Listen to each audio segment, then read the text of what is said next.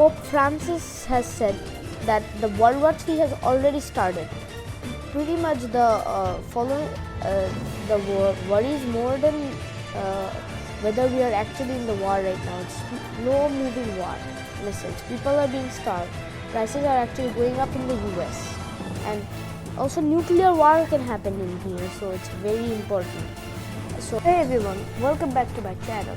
And so, well, Pope Francis said that. I don't know why Pope Francis said that, but all of these things that have been happening across the world have said that World War III will happen in the future. Only time can tell. So we can see a couple of possibilities World War III can happen, and I want to share you those possibilities and why it will actually be in the future, not now, and like the dates of each of these possibilities at first. And I will answer a couple of questions as we go on in the video, and then I will show you the answer on the most popular things. Before we get into the World War and how we are going to analyze them, we need you to save Russia from killing the people of Ukraine. Pretty much, if Ukraine has a 99% of peace chance on like on next month, pretty much, and I'm just definitely not joking.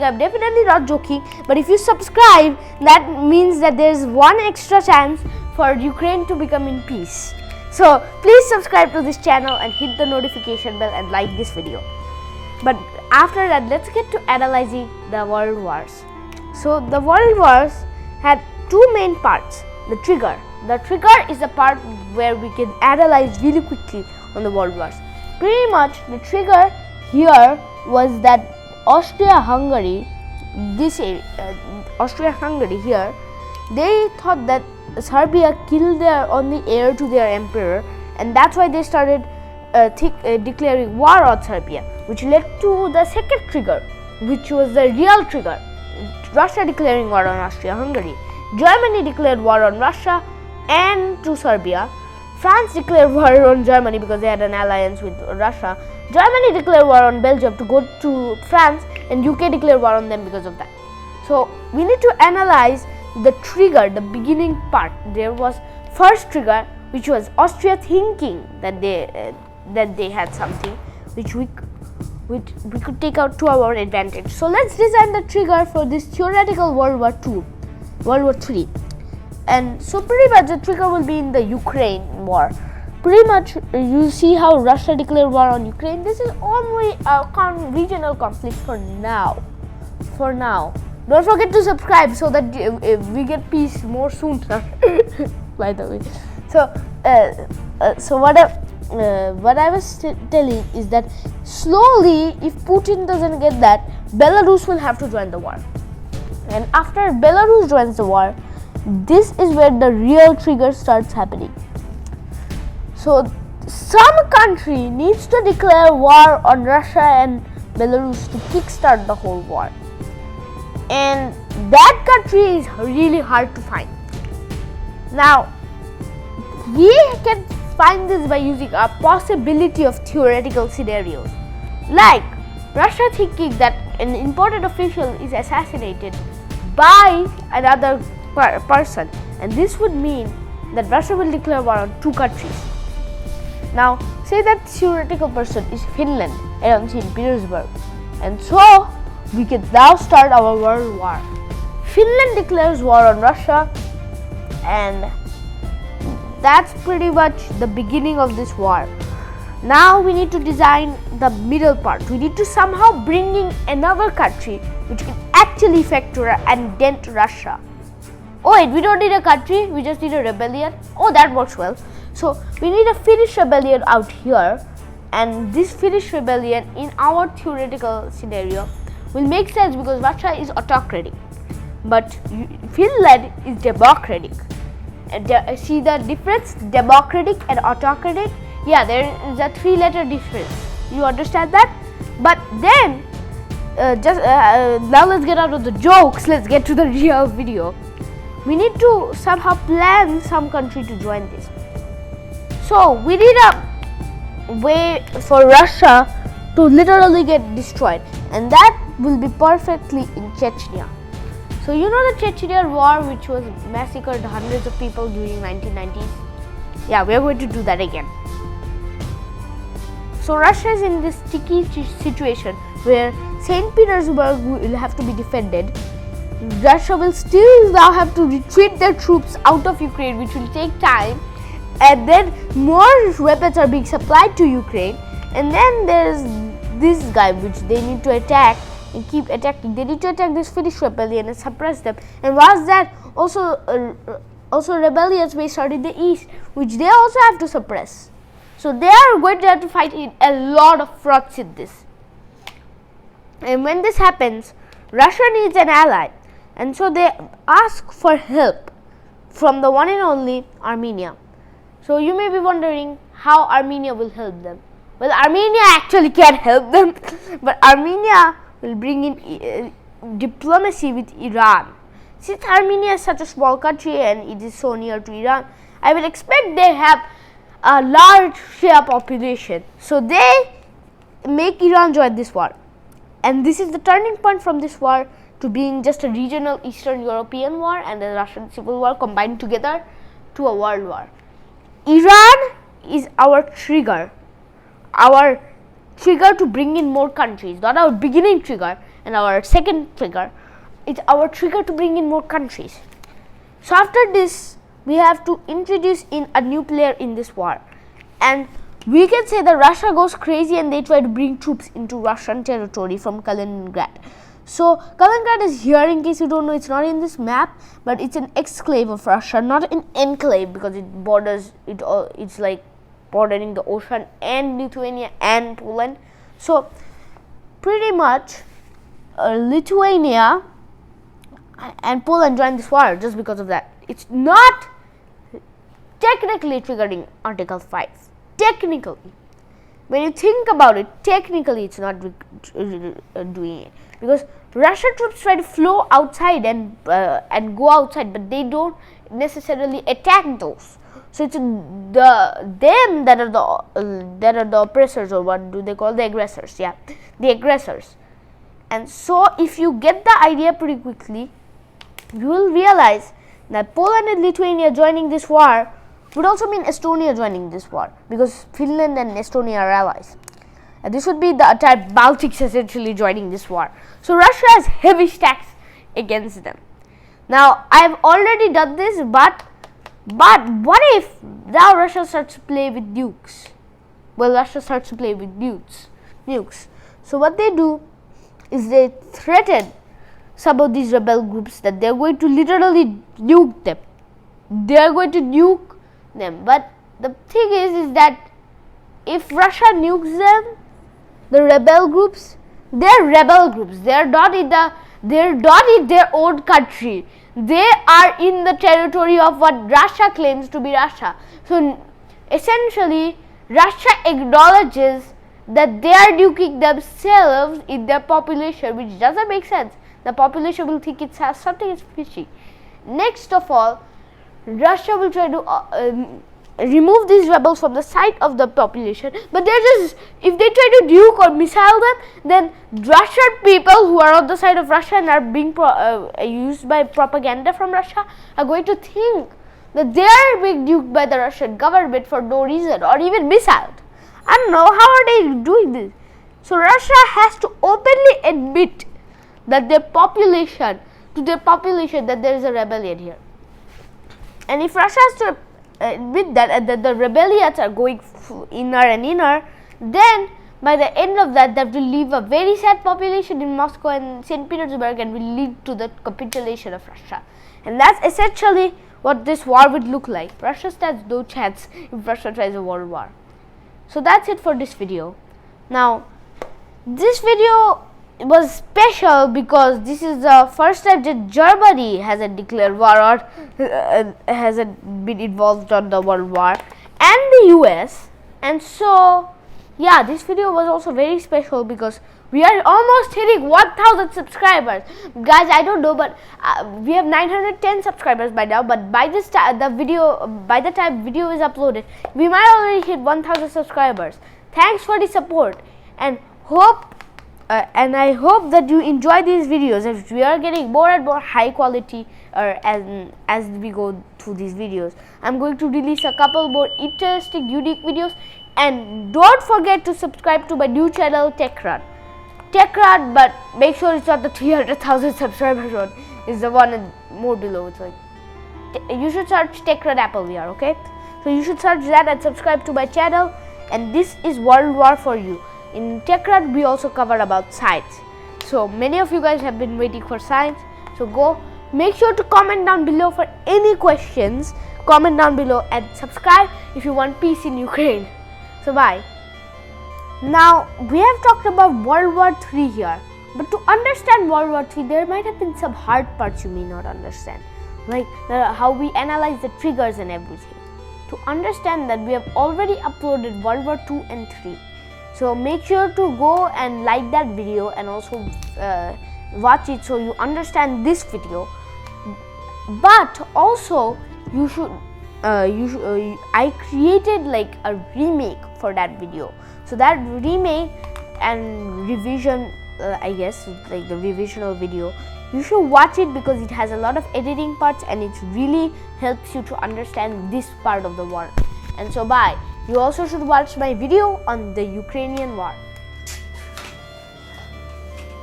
Do you know we have a World War III? But I'm not going to discuss it now. We're going to discuss it on another video. But I'm going to today tell you the summary of the events happening in World War I and II. Before we got Germany, there were two German empires. One that ruled Poland, other empire which took off some French territories. After the German-French war, French-German war, I don't know. The German unification happens. German empire, in a few years, German empire will improve its industry and economy. But that didn't happen. A few years later, France and Russia together made the Triple Alliance, not Triple Alliance or Franco-Russian Alliance. I give it here, F-R-A. That means Franco-Russian Alliance. They told Britain to join, but they didn't. Germany also make allies. Like, okay, Germany also consisted a bit of Poland, so I give it like this. So it also makes allies, I was saying. So here's Italy and Austria-Hungary. You don't think so? Austria-Hungary is this? It is a big empire. Like, seriously, it's like this.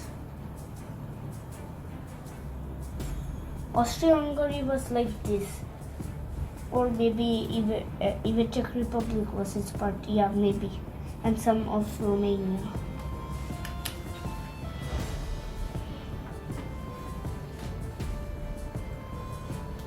In a few years, Britain also joined because Germany was attacking through Belgium, which was also Belgium to declare war on them. But the reason is not for Germany and France's war too. I forgot to tell you that Soviet king died.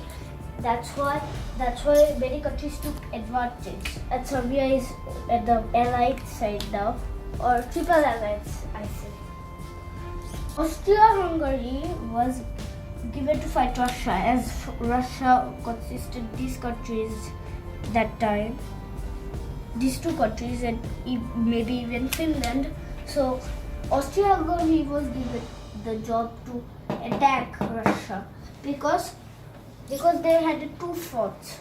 Firstly at the French and Belgium and the English front, and then they got at the Serbian and the Russian fronts. They're at the center, so it will be easy to invade both of them. Italy also consisted of these countries, but I won't tell them because I am not getting out of the Mediterranean Sea.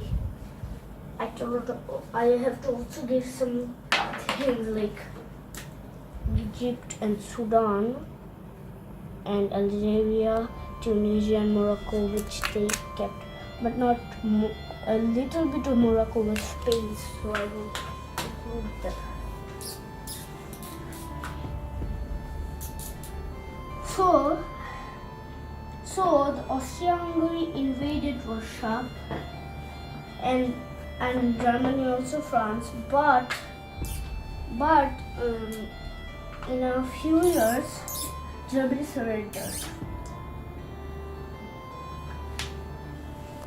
After Germany surrendering, its industry has been completely destroyed, and they have to pay a lot to the Triple Entente. USA also joined in the war, and almost the whole world joined when Germany was absolutely almost lost. So, but now let me talk about the World War II, which happened because Germany wanted to gain power. Hitler and soldier of German Empire get it to the throne or the president, maybe, I don't know. When after that, in a few years, the Treaty of Versailles,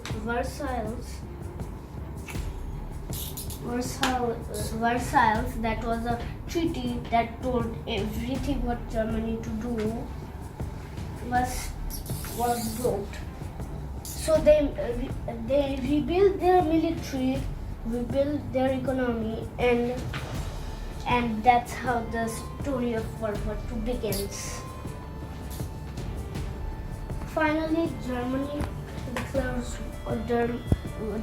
told that I want it, and then the Allies told a trick, which called, no, you couldn't have it. Okay, you could have it. So they invaded Austria at first, and then they told that give me the population of Germans living at Czechoslovakia, when Czech Republic and Slovakia was was together at that time. So yep, the Allies said that you would get it, but you won't then invade the rest of Czechoslovakia. They told, yes, I won't invade the rest of Czechoslovakia. So they took off Czechoslovakia's lands, and after a few years, after a few months or days, they invaded the rest of Czechoslovakia. The president of England came that told, why are you invading the rest of Czechoslovakia? They said, I will. I'm Hitler.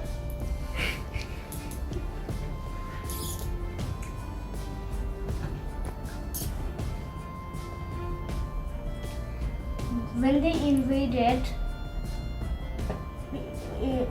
after they invaded, they told Hungary to join them. And then Italy invaded Albania. Italy declared war on them because they weren't that too happy, because they didn't get the major Italian population across this river. And Austria-Hungary has broke apart too. There's Yugoslavia here now, but now there's an option. Now Italy is invading Greece, so Italy have to do something to attack them. They couldn't only attack by Albania. And also there's in the Africa there's happening a little to now in Africa you could see, wait a second, I took my marker. You could see here's a lot of UK and Algerian, but here's Italian Libya. So they invaded them. And there's another front in Africa that isn't it Mediterranean Sea, but I'm saying is that Italy, Mussolini, the leader of Italy, said that aren't there some kind of technologies that could that still use some kind of country that still use spheres and more things, they told. And then he told fantastic because Ethiopia used them. Somalia, British Somalia, they invaded. After that they invaded the Ethiopians. After that when they invaded across Egypt, what I told you earlier, they again pushed back the British forces and maybe took that much of lands, but again the German forces and Italian forces pushed them back. But except for one place, and small Australian army which was covering at only one city, they need to cut down the supply line to conquer them. But the situation in Europe isn't looking still good because in World War I, when I told you earlier, one thing had happened. Russia has turned into communist. And when I told communist, I mean that communist that I told on episode 1. Russia has control over a little bit of Middle East too, as town countries. Because it has turned communist, that means one party. But there's a difference between socialism and communism, which I still don't understand yet.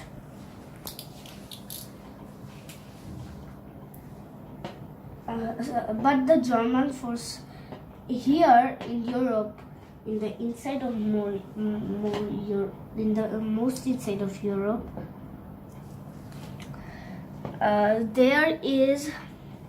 the German forces gathered up together and they get it across a forest. The French thought it was natural, so they didn't get their soldiers there.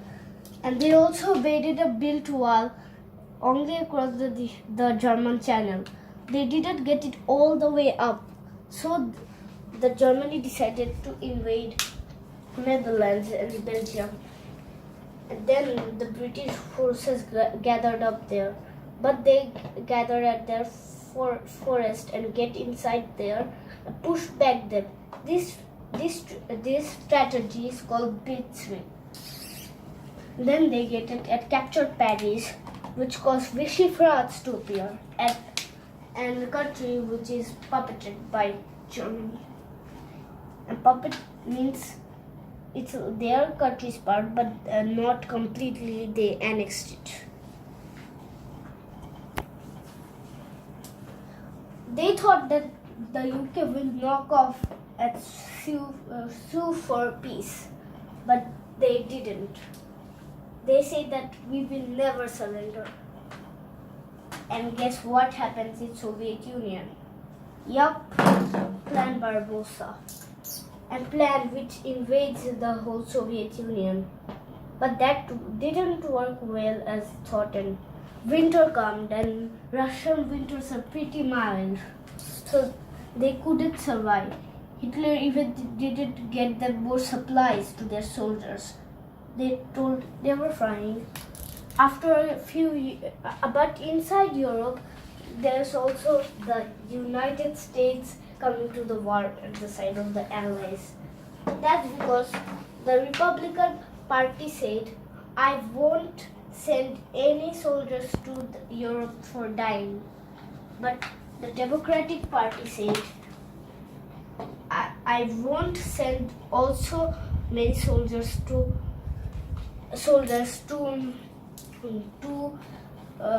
Europe for dying unless I have to.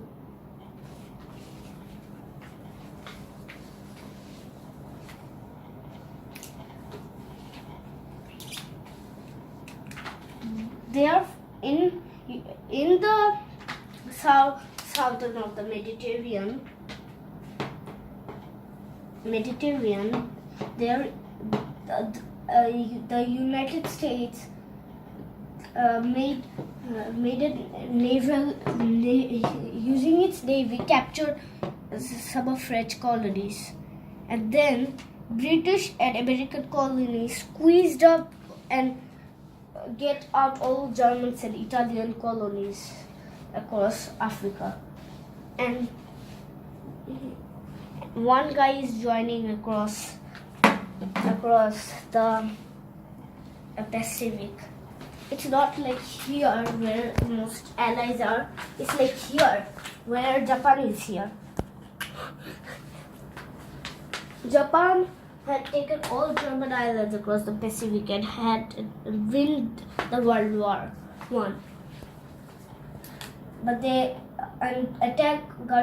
gunshot attack across Manchuria caused them to get at war. They took them off and they conquered them. And what is happening in Europe? If you are guessing that decisions, you are right. United States and UK told US told that they will attack from the south to conquer France and Sicily. But the British told that they will attack from here to the liberation of France from Paris. But firstly, the British told that, okay, you do it your way. So they took off some Sicilian islands and southern Italy, and then got it southern France. And some French colonists said, what the heck, I'm gonna join the Germans. I'm gonna get allies. I'm gonna choose allies. Except for Gabon, that has to be taken by military powers. Some British colonies tried to take French colonies by a bit before the British tried to take on the French colonies when the France wasn't conquered from the US. They tried to take but weren't able to. So they have to. So I was saying that they weren't able to do. Then the British told, okay, we'll do it by your way. After some harsh things for the Germans, they liberated France, and then they liberated also Greece. Then spring comes. Now Hitler has changed his strategy. He will get to the south and to the Caucasus, where there are more and more sweet oils. They weren't able to take them, and the Soviets counterattacked. And when they were crushed from all sides, I also forgot that they invaded Norway and Denmark because allies were saying, please can you stop giving them iron ore, a substance that I forgot the name. But Norway and Sweden refused. so they invaded them. But now Germany has surrendered with Italy. Now want to go. The US islands took up almost all of Japanese islands at the Pacific Ocean. After that, across one island only in the US, they only one island left to invade the Japan. They will start the Japanese Operation Downfall. But that didn't happen though. America stages their first atomic bomb across the New Mexican state. The Soviets invaded the Manchurian region, and the US poured 2 atomic bombs at Hiroshima and Nagasaki. And that's the end of World War I and II. And there will be one last war before the Yugoslavian war. That is a very, very cool